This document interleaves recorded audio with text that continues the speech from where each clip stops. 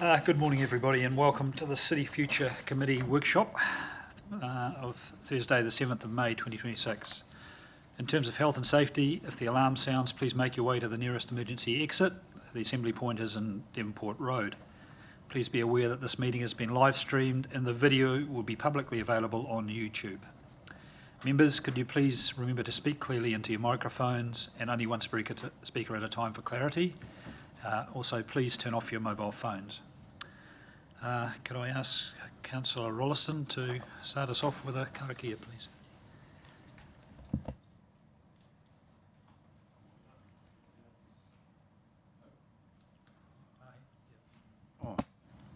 Oh yeah, there we go. Just before I start with our karakia, I understand it's Sign Language Weekend.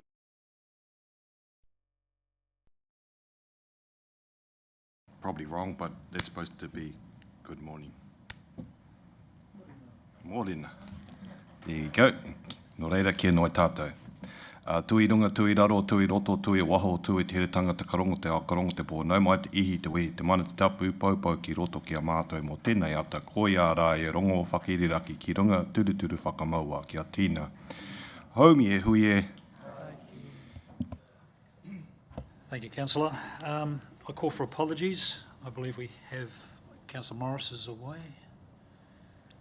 Any other? Someone like to move apology? Councillor Schuler, seconder. Councillor Baker, thank you. All those in favour? Carried. No public forum, no late items, no confidential business, no change to the order of business. Does anyone have a conflict of interest? No? Good. We'll get on with business. So item 1.1, Vegetation and Tree Management Policy Review. Alison, you leading the charge on this one?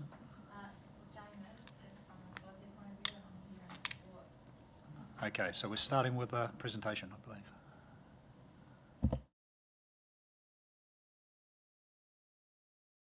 This one, do you want to swap?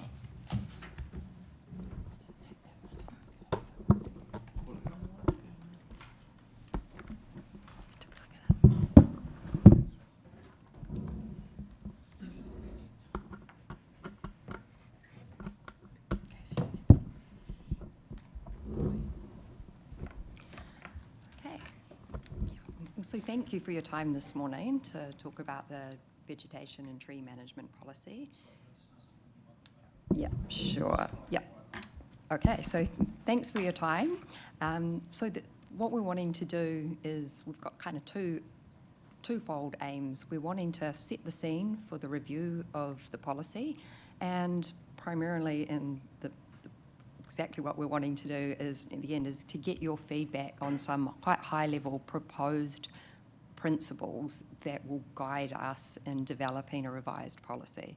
So I also want to acknowledge we've got like team members from the City Ops team, the Urban Forest team, and the Environment Nature team to answer any technical operational questions you may have, because we're just sort of setting the bigger scene for you.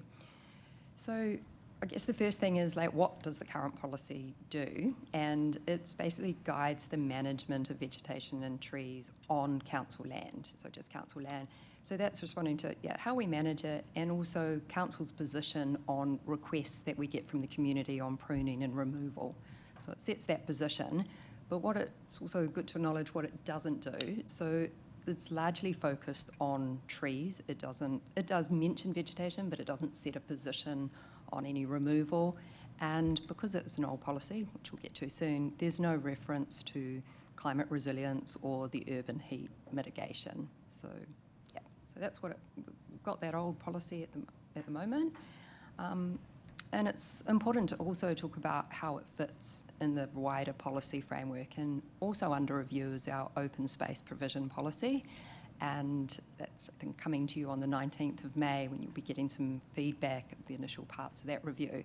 So the open space provision policy, think about in simple terms, it sets sort of the level and type of green space or trees and vegetation across the city, so in our parks and our reserves and any open space. Whereas this policy that we're talking about today, it talks about how we manage it. So all that, the level and type, how do we look after it, how do we manage it? So they work well together. The other slight sort of distinction is the vegetation tree management policy also covers trees and vegetation on our streets, not just on our parks and reserves. So we're getting more information on that open space, like I said, in the next committee meeting. So then the obvious question is, like, why are we reviewing this policy now? So like I said before, it's an old policy. It was adopted in 2014. And at the time, since then, we're working in the city's very different. It's a different context in the sense of the growth we've had. Also, community expectations for protecting the environment have increased. We've also got now a new strategic framework. There's different documents around, like the current policy refers to policy or documents that have since been rescinded and replaced by primarily the climate and nature and biodiversity AIPs. Got new community outcomes. So I think the policy is the tool that guides those day-to-day decisions to enable us to meet those community outcomes. And so we're just needing to update it and to align everything.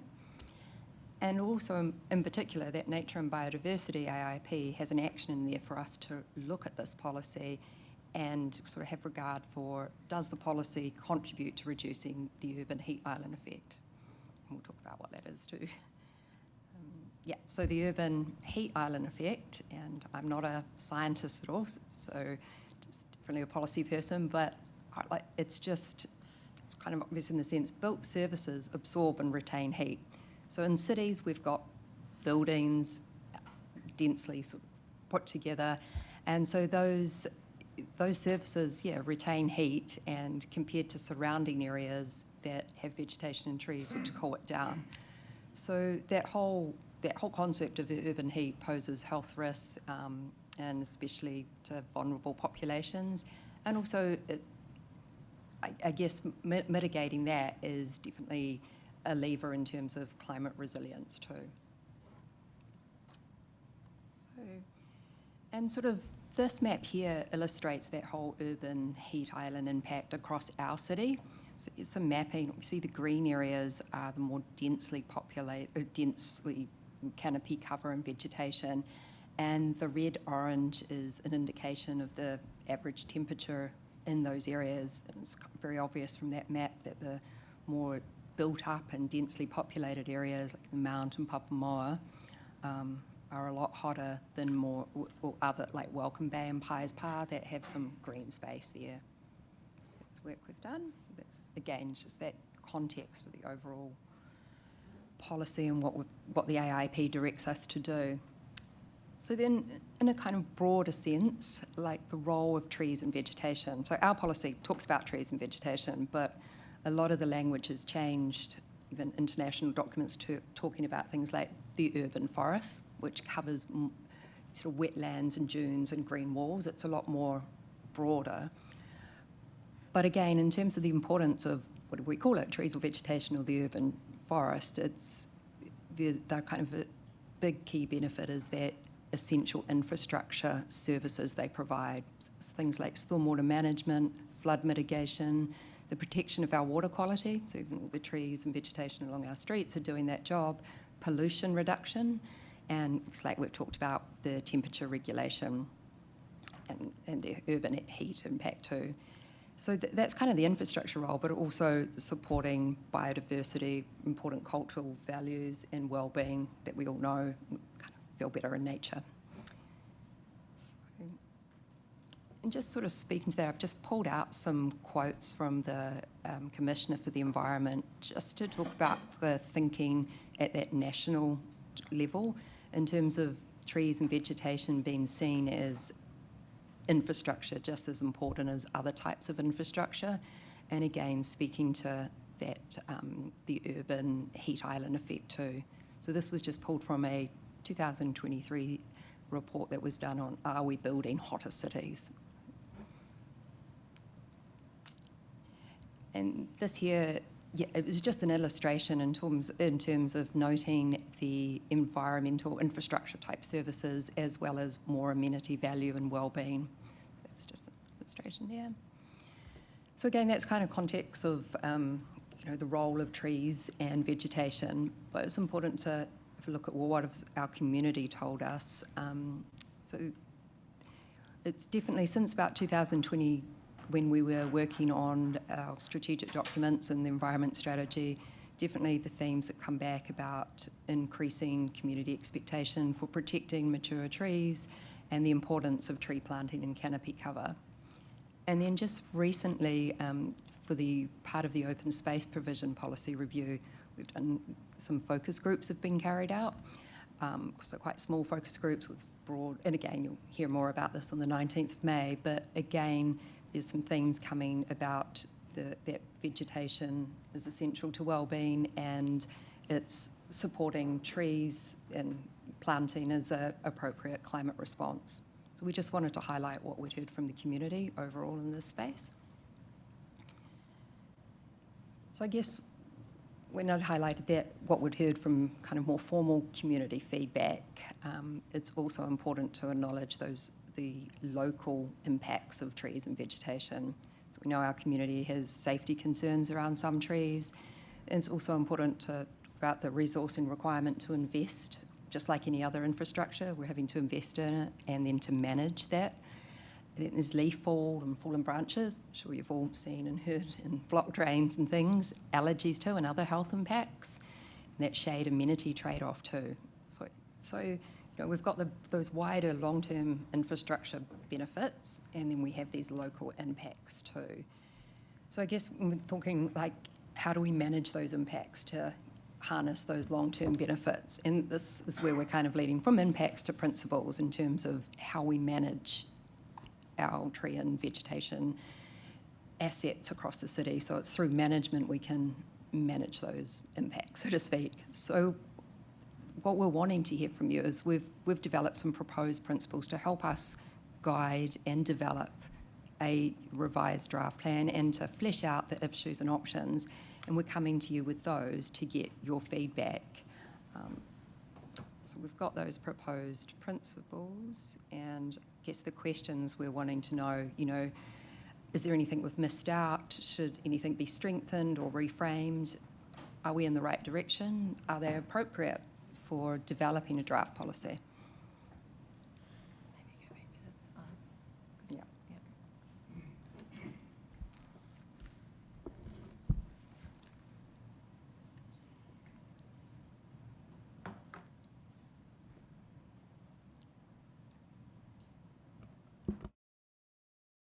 Councillor Kurak, would you like to start? Tēnā kōrua. Just on the social effects of the trees, you mentioned allergies, etc.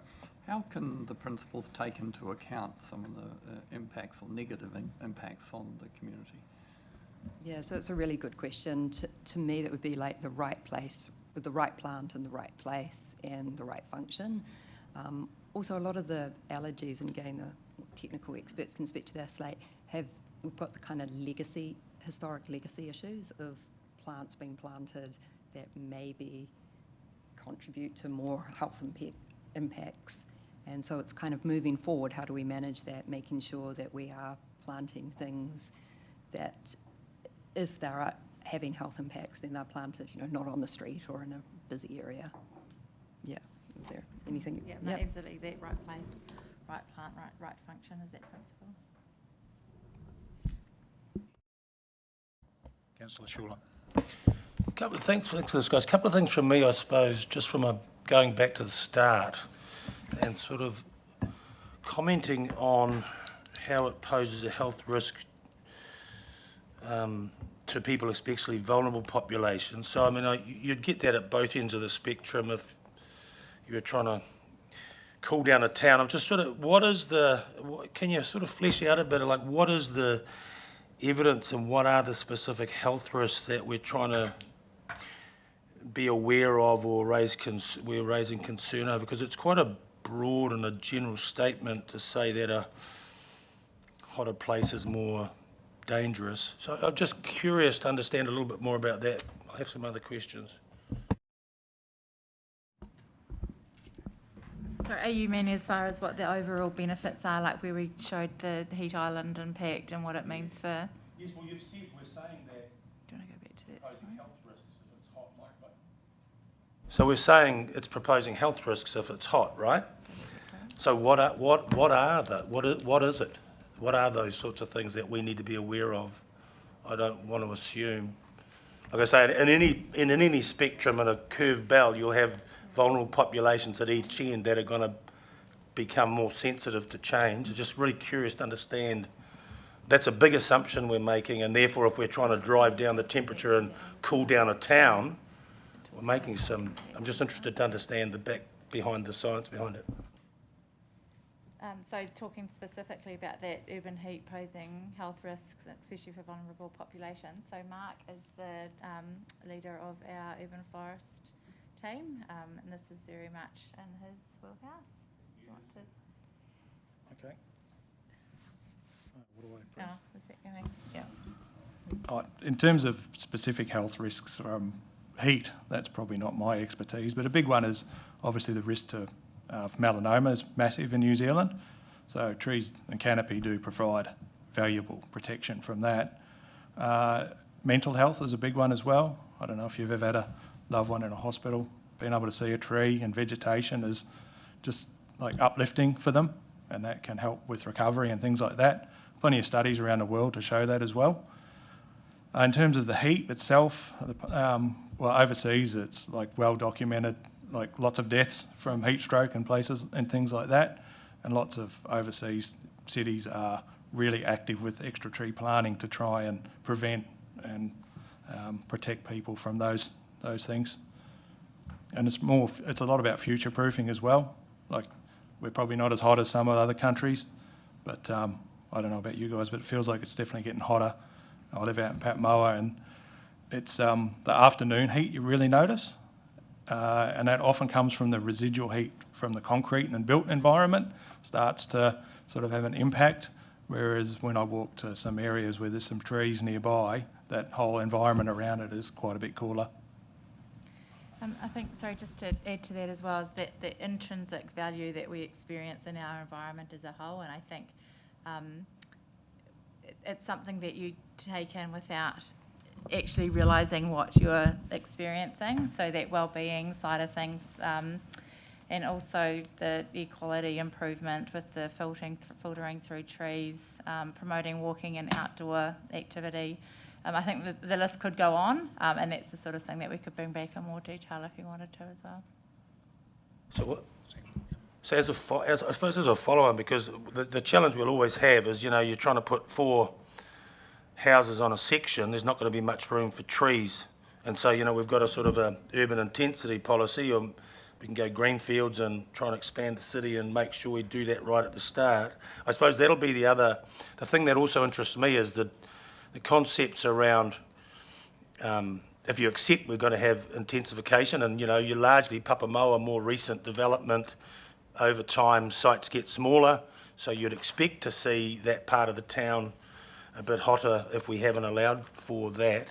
I suppose there's that concept versus the area of bigger urban areas or green belts or other ways we can still work to have a city overall that creates space and coolness versus, so for example, how we might start to look at the domain, for example, going forward if we're trying to get a whole lot of people living in town. Absolutely, and with that densification does come those issues that you're talking about. So it's around finding that balance across reserves and open space, but also through street trees, again, right place, right tree, and also like the annual tree giveaway that we do. So encouraging people to do their own planting and help with our tree canopy. So there's a few different ways that we can achieve that. Councillor Crowther? Yeah, I had, I guess a comment now and a couple of questions. Comment was just, I think the trade-off between shade benefits versus benefits of solar gain is important, and looking holistically at the sort of the energy, like the thermal storage capacity in homes, and if you've got, like a lot of tree lovers I know kind of complain about when you have a tree, say on the southern side of a street, which blocks a house close by, and they lose their sun, and they want to, a lot of our complaints are probably, you had one this morning you sent through, Rick, and so a lot of people are talking about that, so that whole right right tree, right place to take everything into context. So I think a broad policy would be good. The second thing in terms of the policy would be whether we should have a tree policy or a plants policy or a soil policy as well, because, and I'm just thinking if there's any feedback, because in the, Nature and Biodiversity Stakeholder Group, one of the issues that was raised in 2021, 22, whenever it was around the absorption of carbon in soils is much greater than in trees per, if you compare, say, a big pine tree to a 100 cube of soil or something. So when you develop big swathes of tauriko and you just, the developer goes in and there's just such huge carbon emissions there. And we could plant all the trees we want all around the city, but it won't outweigh those emissions. So can that be part of a policy? If you're going into a sort of a climate resilience, can you also go into a carbon emission kind of analysis, and could it be broader than just trees? I guess ultimately that's a council decision, but for our point of view, from an officer point of view, this is around how we can protect and enhance what we've got and get to our tree canopy and balance it right for the community with respect to trees and vegetation. So trying to keep the policy, I get, as tight around that as possible would be beneficial to make good decisions to be able to be made, rather than trying to make one policy fit different things. If I can also just touch on your comment around carbon. So there are trees that do more sequestration than others, and the team's done quite a lot of work on that. Auckland Council led it. We've done a bit more work on it. So particularly like for our sports fields, for example, we know the best trees to plant around sports fields that enable the fields to do what they do and do higher sequestration and stuff. So there's some work happening on that as well to make the most out of what we can with that carbon reduction. Yeah, that makes a lot of sense. I think I'd comment that there's often the trade-off between the biggest absorption in the long term versus the quickest absorption. I don't know what our policy is, but I think we should have a policy on that. Do we as a council want to actually suck out as much as we can in a short time, which, I mean, ultimately plant a whole lot of radiata everywhere, or do you want to have slower growing natives, which, I know you can finesse it with the details of the trees, but in terms of a general principle, are we trying to do a good long term, over 500 years that we absorb the most carbon, provide the most shade, or is it just we've got a problem now, we need to absorb it quickly? And that's basically the equation for the large-scale forestry plantations.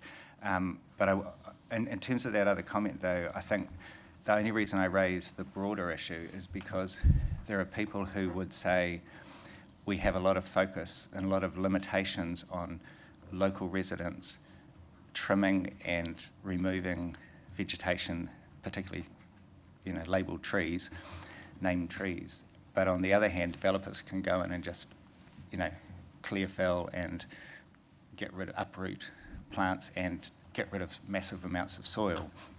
And I think there's a perception amongst many in the city that the developers can just do whatever the heck they want. But if you're just some innocent local resident who's lived here for 50 years, you can't even go and cut your tree outside, which is blocking you, cut out all your sunlight and blocked your view. And so that's why I think there needs to be a holistic context for it. Can I just say that there is a different policy on land use, as in where would we develop, where would we have a park, etc. This policy is specific about the trees we have, how do we best manage those, and we do need a bit more specific guidance on that. Yeah, I'm totally in favour of that, and I think what you framed up for that, I'm just highlighting that developers in greenfields also are dealing with existing trees just as much as a local resident. But the other question I had was, and we've had a bit of a discussion previously, I know, Alison, around this, is the gender of trees. Like, are we looking at having a, anti-male, pro-female tree planting policy? I know there are downsides of the females, but to me, the pollen impact in Tauranga, if you talk to the medical officers of health, it's a huge issue in the Bay of Plenty around allergies and asthma and hay fever both. And there are international, success stories supposedly in terms of reducing the incidence of hay fever and asthma from actually having a pro-female tree policy. And can we look at that and weigh up the pros and cons of that? And I know there are experts in the room on trees far better qualified than me, but I just think, you know, it's something I think we have to address, because there are still a hang of a lot of people out there where council trees are causing allergies right now. I think there's a few things in there, and I'll jump forward and come back, but ultimately this is just around, obviously, trees on council land. So when we're talking about pollen and allergies, there's a lot of trees wider than what we can manage that add to that as well. So then it's kind of like, well, how much can we actually influence? And by us going to that extreme, if you will, is that how much difference would that make? But within that context, it's a council decision. And I guess that's the direction we're looking for today. Like, if the other elected members would like us to explore that, we can and bring that back, or is that something that we think is covered enough by right tree, right place, and understanding the environment impacts as a whole? Mayor Drysdale. Yeah, so I just had firstly a point of clarification, especially in light of what Councillor Crowther just said. This only deals with council land and trees. What about protected trees? Would it take into account protected trees? So the protected trees are under the city plan. Okay, all right. Yeah. So then secondly, just on these principles, perfect page, how are these principles different to what the principles were for the past legislation? And that's just trying to understand how much difference is this going to make in drafting the policy?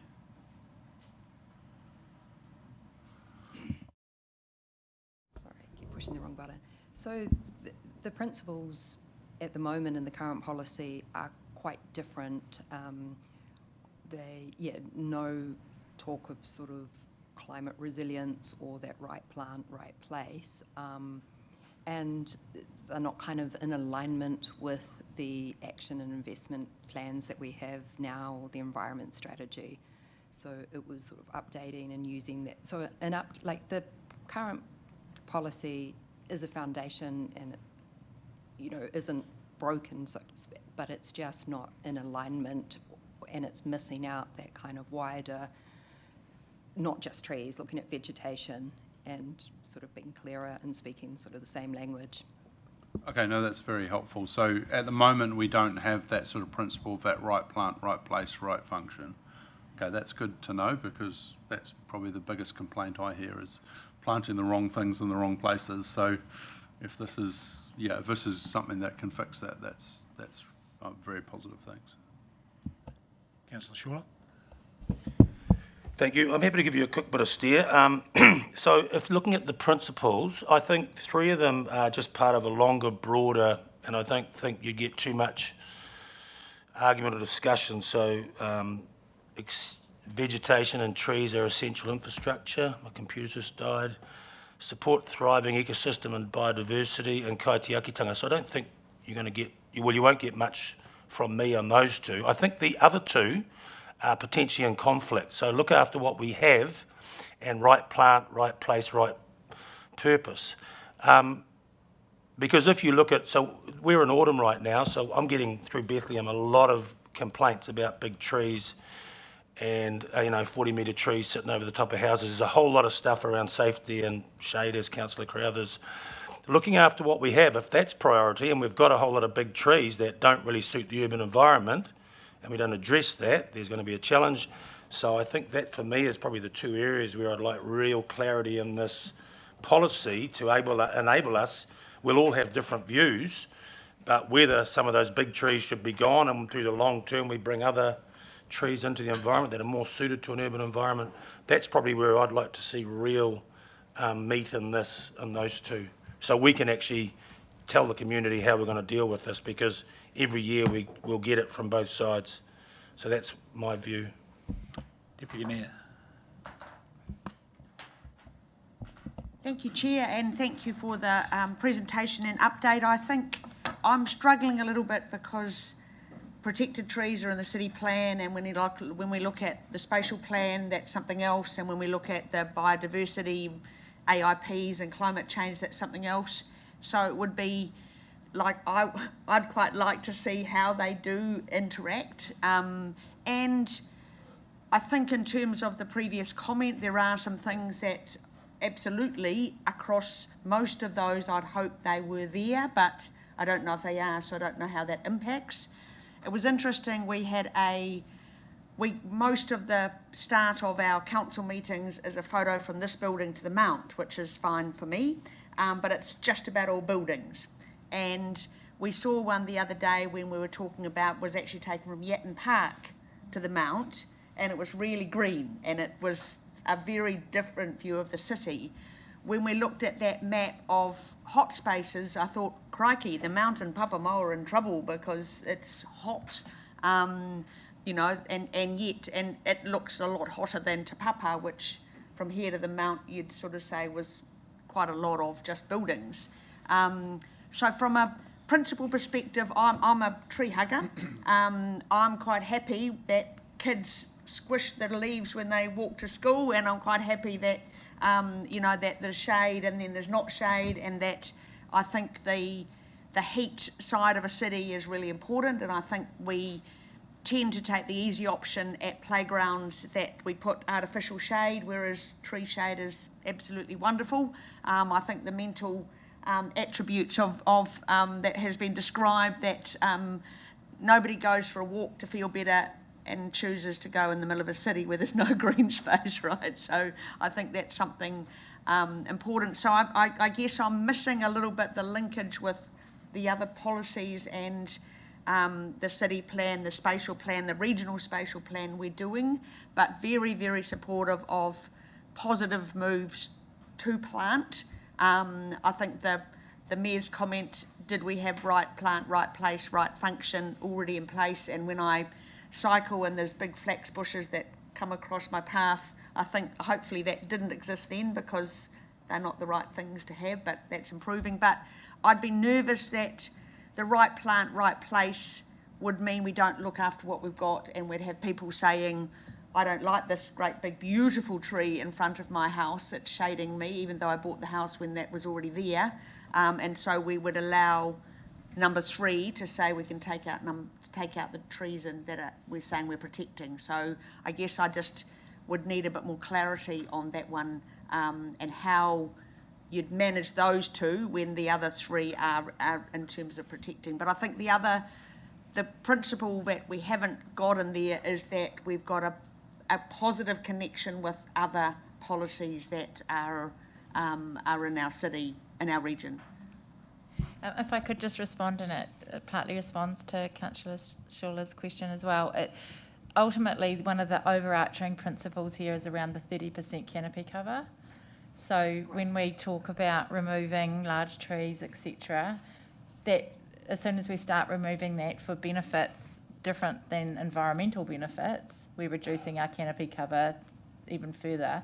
So when we go out and assess those things, we look at, is the tree healthy? Is it creating a health and safety risk in any way, or is it an imminent risk of failure? It wouldn't, at this stage, it's not, is this tree creating too much shade or being a nuisance as such?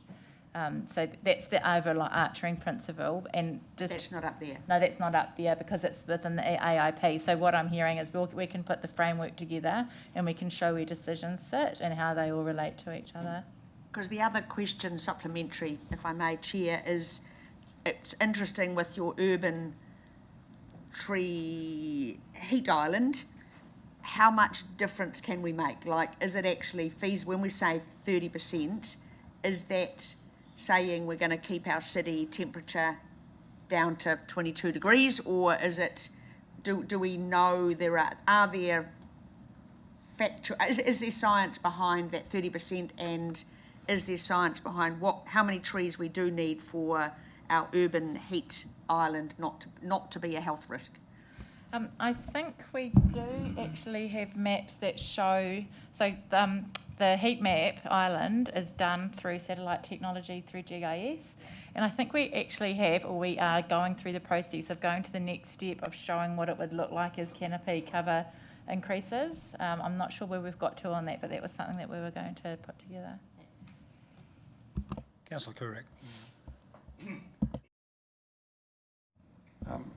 Thank you. So when we look at the principle around the right plant, right place, right function, and we talk about the impact on positive, and obviously there are negative impacts on health, I think it would be quite nice to have some wording in that, because as a principle, I think it needs to be right up the top.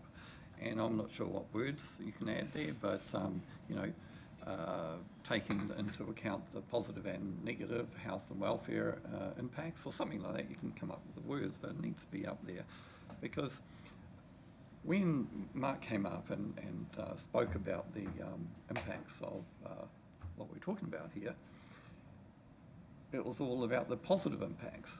So I think it's important that those making the calls when it comes to subjectivity, in terms of weighing up the positive versus the negative, that the policy is fairly clear around that. So the person making that call, whilst he might be a real tree hugger, but needs to take into account the negative effects, that's clearly outlined in the policy. So, you know, a person who is affected by shade or pollen or pahurikawa needles or whatever the negative impact is, can then just challenge that decision. Say, well, in the policy, it says that. Are you taking into account the negative health impacts on me and my neighbourhood, on how to address, you know, the complaint in terms of a desire to perhaps trim or remove or replace some trees in that street? Is that the aim, is to get some clarity around that to assist the staff making those calls? It could be, and I think that's what the sort of guidance that we're looking for. I think a staff response would be to that. It's always a balance, and it's a really hard line to walk sometimes. And you know, we've got examples of where we've removed trees from Inverness was a prime example, from one side because it was damaging infrastructure. And so one side of the street has lost their trees, and a few people were really upset about that. On the other side, we've got someone that wanted to remove a tree, and in his view, you know, what I'm trying to say is there's always two sides, and it's a really fine line, and we've got a policy that could probably be more robust to help that decision making in the context of also looking after our environment and what we've got and trying to achieve a 30% canopy cover. Thank you, Alison. So in terms of some words in there, and my desire to have it right up the top there, could be around that balancing the positive and negative effects of that, because that's, you know, hit the nail on the head there. It's about that balance, and it's difficult to achieve, but it should be taken into account. Thank you. Right, we've got a couple more questions. I'm just going to butt in and ask one of my own for. So this is not specifically about the policy, but it's probably more about how you handle something. So, big tree, customer comes in, says, I'm worried about it falling on my house. Arborist goes out, says it's a healthy tree, it's not a problem. And then we have an event like we had two or 3 weeks ago, where you have a bit of a tornado come through and it rips branches off and we damage something. How do we make that judgment call that, yes, the tree might look healthy, but potentially we can have damage where an event comes through and yeah. I might call on Mark because that is definitely his wheelhouse, but overarching, like trees do drop limbs, and there will always be a residual risk no matter how well they're managed and assessed, and we can't, I mean, short of having no trees anywhere, there's no way of completely mitigating that risk, so we've got a process in place around assessing and managing. But you probably want to add to that, because that is... I think you've done really well there already. Oh, thanks. Yeah. You've taught me well. Have you guys been out and had a look at some of the tornado damage? Yeah. It's pretty crazy what's going on out there. So, yeah, we can't tornado-proof the trees, unfortunately. But all our risk assessments we do are based on, like, everyone who assesses a tree and makes an assessment is fully trained, fully qualified arborist, and then fully trained in an internationally recognised tree risk assessment course. The three of us internally have got all three internationally recognised qualifications and keep ourselves up to date with it. And also we're going to have a review, an independent review on our process with it too. So just to make sure it's robust. We can't, if we had have inspected those trees in Tye Park or something like that the day before and said they were fine, or if we had to prune them before, it still wouldn't have made a difference. The wind that went through there must have been horrific. To just break trees off halfway and then throw them away, it's an amazing amount of force has gone on in that case. No tree would have held up in a lot of cases. No, thanks for that. I think that's good understanding for us that, effectively there are some things you just can't plan for or prune for. Yeah, and we've had 4 storm events this year already, including a couple of cyclone and a tornado, so it's been pretty severe year in our world. Yeah. Thank you. I'm going to go to Councillor Hemi and then we'll come back to Councillor Schuler for an extra question. Thank you, Chair. Couple of quick questions. I've just spent 5 years before I come here at Scion Forest Research Institute, which is now the Bioeconomy Institute, one of those changes, but right tree, right place, right purpose, sort of pretty much same wheelhouse. So I guess my first question is, there's some top expertise, and no disrespect, and we have a lot of projects that have been doing a lot of the space in the urban forestry. Do we have any engagement with them, given they're only down the road? We Yeah. also engage with Canterbury University, and because we're a tree city of the world, we have Yeah. access to the whole industry worldwide now because of that connection. Yeah, I just know there's some people in that space that love what we're doing, and something, I'm not telling you what to do, but other than that, there's some top expertise down the road. Can we quickly go to that map, please? Yes, you hit. So what does, I'm aware that some of these developments at the moment are going to take out orchards.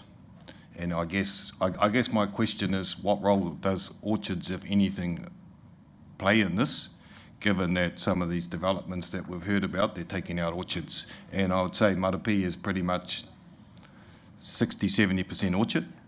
So if those changed, would they change the... No, I guess my question is it... you're seeing places like Marapi, Welcome Bay, where those actual orchards are. They're very green. Obviously, it's green also because there's not a lot of houses there. Is it an and would we be concerned if more orchards were taken out? Would that change the numbers? The canopy cover is based on a 3 metre height minimum, so it doesn't get captured in our canopy cover or these maps until it's over 3 metres. So I would presume that most of the orchard trees are below that. Although you've got the shelters though, eh? Yeah, the shelter belts. Shelter belts would be above that. Yeah, and absolutely, and not just orchards. As soon as things are happening outside of council's land, that automatically starts to affect canopy cover. So is it factored in? So at the moment, as far as us trying to achieve canopy cover, it's replaced when we remove. Yep. And also trying to plant and stay ahead of that in the tree-free day. But it's a long road to get to 30%. Thank you. Councillor Schuler, then we'll go to Councillor Roseburn. I'm using up all my time. I'll be able to be quiet for the rest of the day. Thank you, Chair. Just going back to foundation thinking right at the start, and I don't know this, so the number's 30%. Easy to put a number there maybe, but I imagine if that number was 20 or 40, we're talking a very different approach we need to take, or even for that matter, 25 or 35. So I could imagine this one moving would have a massive impact on what we have to do or don't have to do potentially. So question, why the 30% target? What is it currently? And what do other cities in New Zealand or around the world have? Like, what's informed the 30% for your foundation thinking? Because that's I could sense moving 5% either way will have a massive impact on what we have to spend and do and what we get at the end. So obviously the 30% is within that AIP target, and achieving that does mean ongoing effect, whether it be to get there and how we manage what we've got and the cost obviously associated with that. But as far as how we got to the 30% and where that stands world, compared to other countries. That's a great question. The 30% was based on like an international standard, the 330, 300 rule that you commonly probably hear. So when the OIP was developed, that was based on that. We didn't have the data at that stage to know what the current canopy was, so it was just really relied on what the standard was. If we had the data we have now, because we're currently around 16, I would say we would probably maybe have looked at it a bit closer. And it's probably a good one that should, because it's a good question, it probably should be reviewed and see whether 30 can be, do we need to adjust it? I know some councils get the data and then specifically write a canopy target from that. Others just run the standard, and others have the, like Melbourne, I think, is aiming for 40%. Sydney, I think, is aiming for 40 as well. But generally, what you'll find as an average, 30 is where people around the world are trying to get to. Councillor Roseburn, you were next.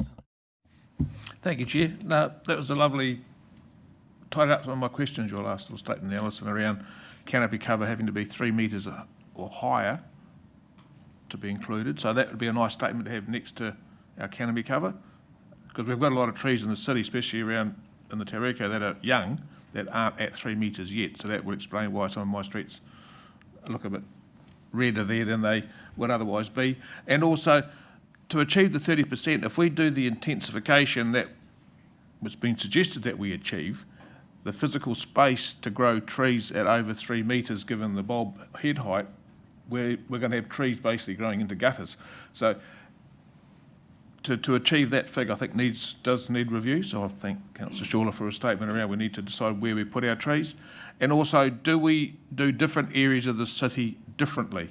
Like streetscape, 3 metres in some places, you're going to take away people's view, or particularly impact their gutter filling if you plant the wrong tree in the wrong place, deciduous trees filling gutters, as opposed to parks, different, more space, more cover, more canopy cover is capable, versus what we plant for erosion control.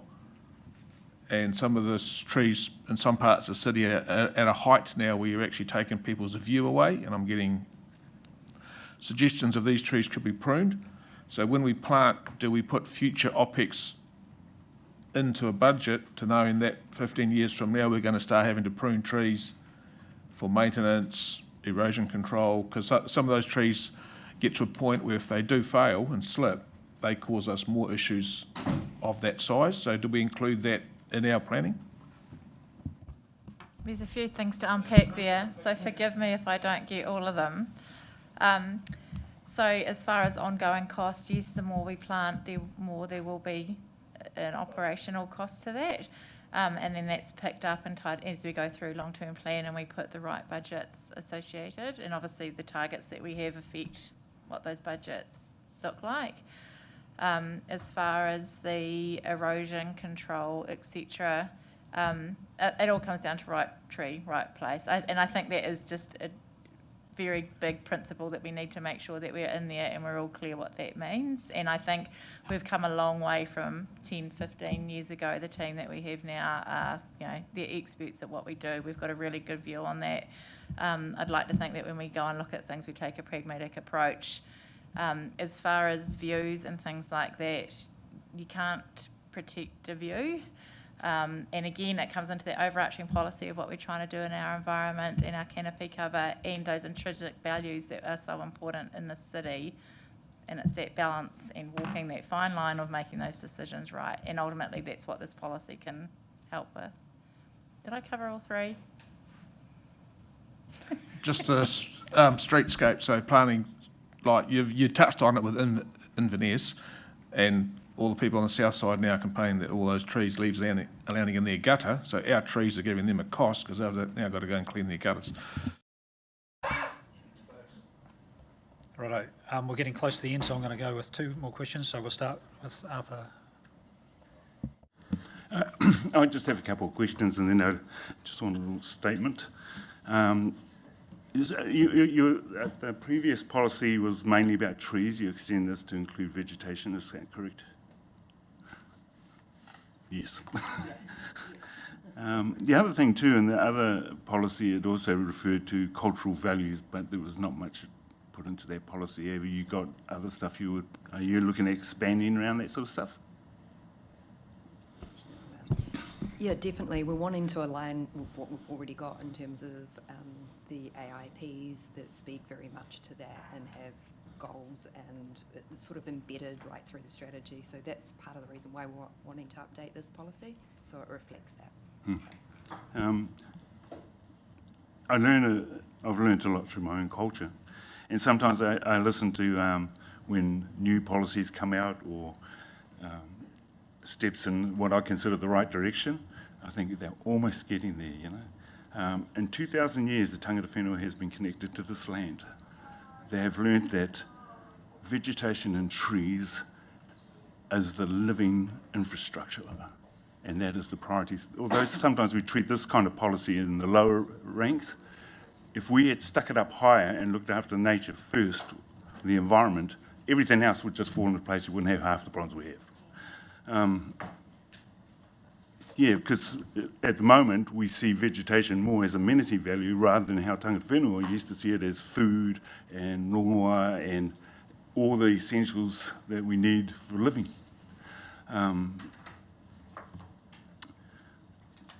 So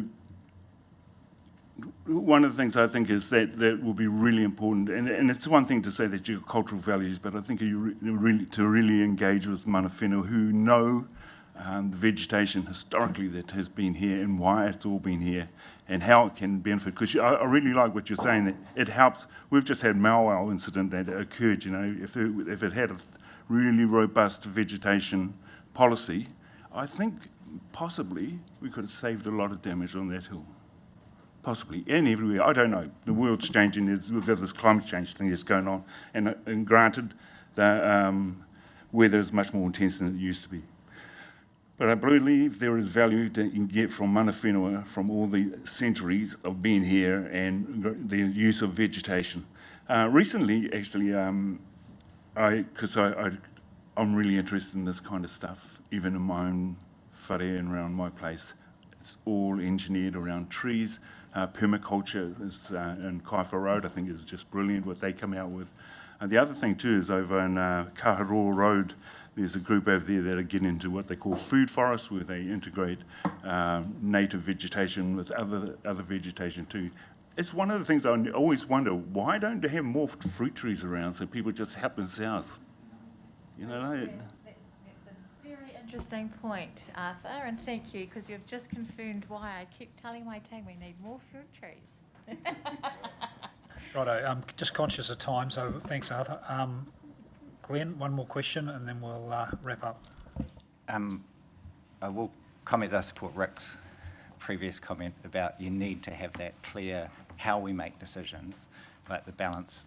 But the other comment was just, I think it'd be helpful to kind of look at the trade-off between urban density, which is one of our goals, and canopy cover and you know, all the things. So I know this is a limited policy, as Mahe was saying, but I think it has to be in the context of a broader thing. Like, if you look at cities around New Zealand, you look at somewhere like Christchurch, where they have, I think, not got good results in terms of canopy cover, but some people think it's a great city. Others, you know, like Lower Hutt, it actually maybe is quite an interesting place to look at. It's got good canopy cover, higher density than Tauranga. And then you look at somewhere like Wellington with the highest canopy cover, I think. Well, actually Hutt does, I think, more than that. But, you know, and you're looking at all the different pros and cons. I think that's really important to look at, because we could get obsessed with that canopy cover if we're not careful. And to Councillor Shula's point, it could cost a bit. But meanwhile, we miss the big thing. And for me, if I had to pick one thing, it'd be the 300. More than the 3. Most of us can see 3 trees out our window. You know, 30, yeah, but the 300 is that you're within 300 metres of a really good green space to actually, you know, have kids to play in, et cetera, et cetera. You could put lots of trees there, and you could actually also do urban density really well. And that's what I think we lack far more. If you look around Tauranga, we do not have 300 metres from good green spaces all around the city. So that'd be my comment. Alison, would you like to sum up and then we... Thank you. I guess the main thing for us is I feel like we have hit the right mark with those principles, and we've got some key things around framework and decision making, finding the right balance, understanding ongoing 30% cover and what that means around decision making. So from here we will come back with a draft policy issues and options paper, and then we'd go out for community consultation. No. No, the 19th was the open space policies coming back.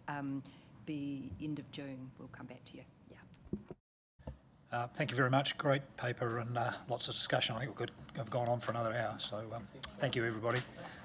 Can I...